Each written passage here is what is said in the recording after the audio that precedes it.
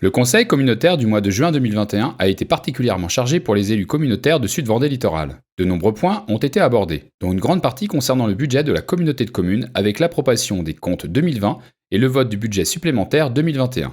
En effet, ce soir, un gros volet pour le budget, avec deux temps. Le premier temps, c'est le compte administratif. Le compte administratif, c'est ce qui reprend les dépenses et les recettes qui étaient prévues. Et donc ce soir, ont été validées les réalisations qui avaient été votées en son temps. Et puis le deuxième temps, c'est en effet ce qu'on appelle le BS, le budget supplémentaire, puisque comme la communauté de communes vote son budget en décembre, il est important, en milieu d'année, de se recaler, entre guillemets, de voir les opérations qui nécessitent un ajustement, voire des opérations supplémentaires, parfois des opérations à supprimer. Donc un très très gros volet budgétaire ce soir. Autre point abordé au cours de ce conseil, l'adoption de la charte de gouvernance de Sud-Vendée Littoral auprès des communes. La charte de gouvernance, illustre le travail qui va se faire entre les communes et la communauté de communes, et puis aussi le fonctionnement global à l'intérieur de la communauté de communes. Donc les 44 communes se sont prononcées et ont apporté un avis favorable à cette charte de gouvernance que nous avons donc validée définitivement ce soir. C'est une obligation réglementaire.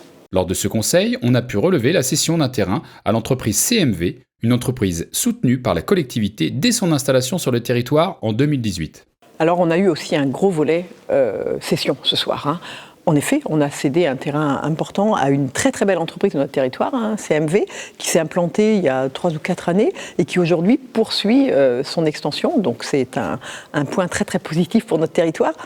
Mais on constate depuis plusieurs mois une nette progression et de plus en plus de demandes de chefs d'entreprise pour venir s'implanter chez nous. La mobilité fut au cœur des débats, avec les conventions engagées auprès des communes de Luçon et de la Tranche-sur-Mer. Alors rappelez-vous, en mars, nous avons pris la compétence mobilité. Mais 2 communes ont un statut un petit peu particulier puisqu'elles ont elles-mêmes déjà des bus qui fonctionnent. Donc il s'agit de la Tranche-sur-Mer et de la ville de Luçon. Donc nous avons contractualisé avec eux pour qu'ils puissent continuer à exercer ce service dans les conditions dans lesquelles ils le souhaitent. Rendez-vous au prochain conseil communautaire le jeudi 15 juillet à l'espace culturel de Saint-Michel-en-Lerme à 18h30.